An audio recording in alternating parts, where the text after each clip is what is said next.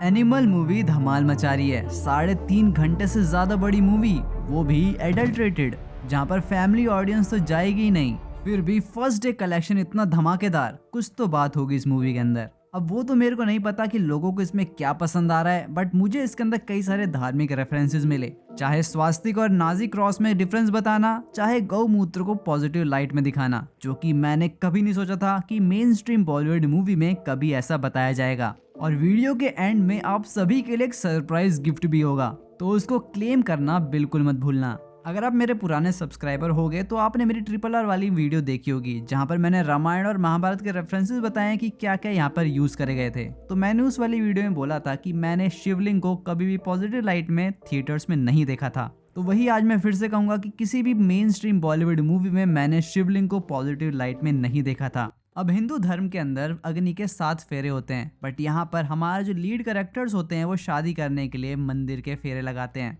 अभी मंदिर देखने में तो मुझे केदारनाथ जैसा लग रहा था, बट इसका नाम मुझे कंफर्म नहीं है, तो प्लीज कमेंट करके बता देना। और उसी के बाद मूवी में स्वास्तिक का सीन आता है, जहां पर हमको लग रहा था कि कहीं ये उसको नेगेटिव लाइट में ना दिखा दें, तो ऐसा बिल्कुल भी नहीं था। स्वास्तिक उनकी कंपनी का नाम था जिसको प्राउडली डिस्प्ले करते हैं। बट मूवी देखते टाइम मेरे माइंड में क्वेश्चन था कि क्या जो हमारे सिखों के अंदर पैर छूने का रिवाज नहीं है, क्योंकि जहां पर भी रणवीर जा रहा था किसी भी बड़े बूढ़े से मिल रहा था तो सबको सत श्री अकाल ही कर रहा था, पैर नहीं छू रहा था। तो अगर आपको पता हो तो ये मेरा डाउट क्लियर कर देना। और उसी के बाद एक बहुत ही ज्यादा एनर्जेटिक गाना आता है, अर्जन वैली। अब ये गाना सुनकर तो लोग बहुत खुश होते हैं, बट इसके पीछे की स्टोरी बहुत ही कम लोगों को पता है। अब ये गाना ढाड़ी म्यूजिक पर बेस्ड है। ये सिखों की एक वॉर क्राई थी जो लड़ाई के वक्त जोश भरने के काम आती थी। ओरिजिनली ये गाना कुलदीप मानक ने गाया था, जो कि बेस्ड था अर्जन सिंह नलवा पर, जिनको अर्जन वैली भी बोला जाता था। उनके पिता का नाम था हरि सिंह नलवा, जो कि सिख खालसा फौज में कमांडर इन चीफ थे 18वीं सेंचुरी में।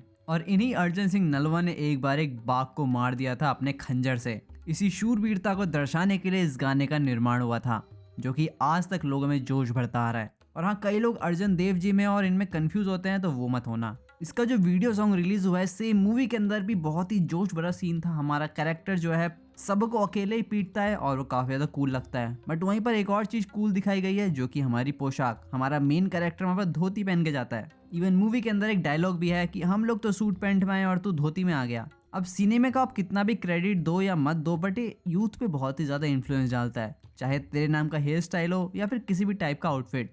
तो अगर हमारा मेन कैरेक्टर मूवी के अंदर धोती पहन के जाके कूल एक्शन करता है, तो यूथ कहीं ना कहीं इससे इन्फ्लुएंस होता ही है। अब उसी गाने के टाइम पे जो सीन चल रहा होता है, वहां पर हमारा कैरेक्टर एक बहुत ही बड़ी गन का यूज करता है, जो कि एक रथ के टाइप की लग रही थी। अब अर्जुन वैली गाना चल रहा था और एक रथ, तो मेरे को महाभारत से अर्जुन याद आ गया, जो कि अपने रथ पे बैठ के लाखों की सेना को ध्वस्त किया था। और वहां पर भी उसकी लड़ाई अपने ही परिवार से थी, और सबसे लड़ने के बाद वो बहुत ही बुरी तरह से घायल हो जाता है। काफी हद तक मेडिकल हेल्प मिलने के बाद वो ठीक हो जाता है, बट पूरी तरह से नहीं। तब वो जाता है भगवान की शरण में। और एज अ ऑडियंस मैंने बॉलीवुड की मेन स्ट्रीम मूवी में बहुत दिनों बाद कोई हवन होते हुए देखा, वो भी किसी भी तरह का प्रोपेगेंडा नहीं, सिंपल हवन। और वहाँ पर पूरा सिख परिवार मौजूद था, वो सब लोग वहाँ पर बैठ के हवन का रिस्पेक्ट कर रहे थे, जैसा हमेशा से होता आया है। अब कई लोग सिखों और हिंदुओं को अलग करने का प्रयास कर रहे हैं, तब ऐसी मूवीज काफी ज्यादा अच्छा रोल प्ले करती है। और वहीं पर आता है गौमूत्र का सीन। हमारा मेन कैरेक्टर रणवीर गौमूत्र पी के अपने आप को अंदर से स्वच्छ करता है, और इस सीन को भी बहुत ही ज्यादा नॉर्मल दिखाया गया है, ना ही बहुत ज्यादा हाइप अप कर दिया, ना ही इसको कॉमिक करा। और उसके बाद वो एक पादरी के पास भी जाता है, जहां पर वो पादरी स्वास्तिक स्टील कॉर्पोरेशन का जो लोगो होता है उसको नाजी से कंपेयर करता है। तभी वहां पर डायलॉग आता है कि स्वास्तिक सीधा है और ये नाजी लोग थोड़े टेढ़े होते हैं। और किसी मेन स्ट्रीम बॉलीवुड मूवी में सुनना बहुत अच्छा लगता है। और ठीक उसी सीन से पहले एक डायलॉग भी आता है, जो मैंने वहां तो मिस कर गया, बस जब मैंने घर पे आके रिसर्च करी तो मैं वांगा रेड्डी को मान गया। तो एक डायलॉग के अंदर रणवीर बोलता है, होटल में मुझे वो लोग मारने आए थे, तेरा प्यूबर्टी वाला पुष्पावती फंक्शन देखने नहीं। तो यहाँ पर जिस प्यूबर्टी वाले पुष्पावती फंक्शन की बात हो रही है, वो हर जगह मनाया जाता था पहले। इवन नॉर्थ ईस्ट में एक फीमेल की फर्स्ट मेंस्ट्रुअल साइकिल को सेलिब्रेट करा जाता है, और साउथ के अंदर जब एक महिला प्यूबर्टी को रीच कर जाती है तो उसको भी सेलिब्रेट करा जाता है। ये तमाचा है उन लिबरल्स के लिए जो हमको गाली देते हैं कि हम लोग मेंस्ट्रुअल साइकिल को गंदा मानते हैं, और इसी वजह से हम उनको मंदिर में जाने भी नहीं देते। पहले ये हर जगह फॉलो हुआ करती थी, पर जैसे हमारे यहाँ पे अटैक्स हुए, हमारे यहाँ का कल्चर ही खत्म हो गया। अब हमको इसको हर जगह वापस लाना चाहिए। और अगर आप भी ऐसा सोचते हो तो नीचे कमेंट करके बताना। ये होती है डायलॉग राइटिंग, जो सबटल लेवल पे हमारे समाज को इन्फ्लुएंस करती है, और अगर हमने सारी पॉजिटिव चीज़ के बारे में बात करी है तो नेगेटिव को भी बताना चाहिए। तो स्टार्टिंग में जो शादी का सीन मैंने बताया था मंदिर के पास, वहाँ पर एक किसिंग सीन है बिल्कुल मंदिर के सामने, जो कि मुझे गलत लगा। जहाँ पर महादेव को काम वासना खत्म करने वाला बताया जाता है, वहाँ पर काम वासना उनके अंदर भरी जा रही थी। और सबसे ज़्यादा नेगेटिव चीज़ जो मुझे लगी वो थे इसके अडल्ट सीन्स। सेम बात मैंने रॉकी रानी की प्रेम कहानी में आलिया भट्ट के लिए भी करी थी कि अब ये शादीशुदा है, बच्चे और रखें तो ऐसे सीन्स बहुत गंदे लगते हैं। और वही बात थी रणवीर के लिए भी। और ना तो उसको किसी भी तरह की कॉन्सिक्वेंसेस झेलने को मिलते हैं जिससे हमको लगे कि हाँ ये चीज़ें गलत हैं। तो कहीं ना कहीं ये गलत चीज़ें प्रमोट हो रही है इससे। और कई लोग प्रोफेशनलिज्म का भी झंडा लेके आते हैं कि ये तो प्रोफेशनल चीज़ है, बट कहीं ना कहीं वो भी तो इंसान ही हैं, उनको भी इमोशनली इफेक्ट करता ही होगा, या तो वो लोग नाटक करने में बहुत अच्छे हैं। और दूसरा ये भी लगा कि जहाँ जहाँ पे निकाह वर्ड का यूज़ होना था वहाँ पर हर बार शादी का यूज़ हो रहा था।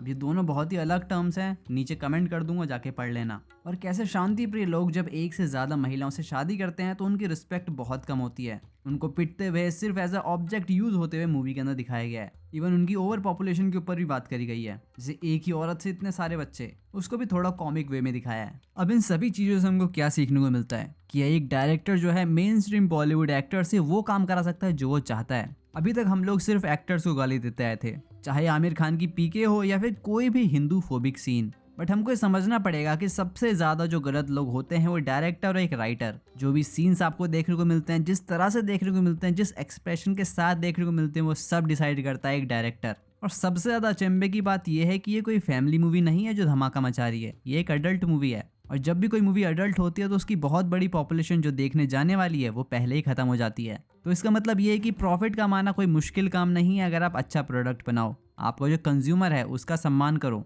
उसकी भावनाओं का सम्मान करो। अब इस वीडियो को बनाने के बाद मेरा ये मोटिव नहीं है कि आप जाके मूवी देखो, क्योंकि इसके अंदर जो भी बताया गया ये सब के लिए नहीं है। इवन कुछ लोग तो मूवी को हाफ में भी छोड़ के चले गए क्योंकि पूरी मूवी देख भी नहीं पाए। बहुत ज़्यादा वॉयलेंस हमको लग सकता है कि ये बहुत अच्छा है, बट आपके माइंड पे नेगेटिव इफेक्ट डाल सकता है। और हाँ, हम लोग सोच रहे हैं कि इससे कोई इन्फ्लुएंस नहीं होगा, हर कोई इतना होशियार होता है, बट ऐसा नहीं है। कुछ लोग हमेशा होते हैं जो ऐसा बहाना ढूंढते रहते हैं कि हम तो इससे इन्फ्लुएंस हो गए, वरना हम तो बिल्कुल सही थे। और जैसा कैरेक्टर इसमें दिखाए गए हैं, अगर ऐसा एक भी कैरेक्टर आपके आसपास है तो उसको अपने सर्कल से, अपने आप से हमेशा दूर रखना, वरना किसी की भी लाइफ एक लिविंग हेल बन सकती है। अब उनके यूनिवर्स में तो पुलिस नहीं है, बट हमारे यहाँ पर तो एक ट्रैफिक का सिग्नल तोड़ने पर ही हमारा बजट हिल सकता है। ये वर्ल्ड की 1% वो पॉपुलेशन है जिसके पास बहुत पैसा है, और ऐसा हम में से तो कोई नहीं होगा। बट मुझे इससे एक चीज़ सीखने को मिली कि आज के टाइम पे हमारा फैमिली सिस्टम कितना ज़्यादा ख़त्म हो रहा है। लोग सिर्फ पैसे के पीछे अपनी फैमिली को छोटा करते जा रहे हैं। उनको लग रहा है कि इससे उनके खर्चे कम हो जाएंगे, पर ज़्यादा पैसे कमा के अगर आप चरित्र खो रहे हो तो ये लॉन्ग रन में बहुत घाटे का सौदा है। क्या फ़ायदा, आपने बहुत पैसा कमा लिया, बहुत पैसे जुटा लिए, पर बाद में आपकी संतान ने आपको आपके घर से निकाल दिया। इवन सेम एग्जाम्पल आपको रेमंड्स का मिल रहा होगा कि कैसे ओनर ने अपने बेटे को सब कुछ सौंप दिया, बाद में बेटे ने ही अपने बाप को निकाल दिया घर से। अब वो दर दर की ठोकरें खा रहे हैं। क्या उन्होंने उनको अच्छी शिक्षा नहीं दी होगी? फॉरेन की सबसे बेस्ट यूनिवर्सिटी में पढ़ाया होगा, सबसे अच्छा खाना खिलाया होगा, सबसे अच्छा व्यवहार करा होगा, पर आज उन्होंने ही उनको उनके घर से ही निकाल दिया। तो जो एडल्ट ऑडियंस ये मूवी देखने जा रही है उसको ये सीखना पड़ेगा कि फैमिली की क्या इंपॉर्टेंस होती है, और आपका एक गलत फैसला आपकी पूरी लाइफ का कोर्स ही चेंज कर सकता है।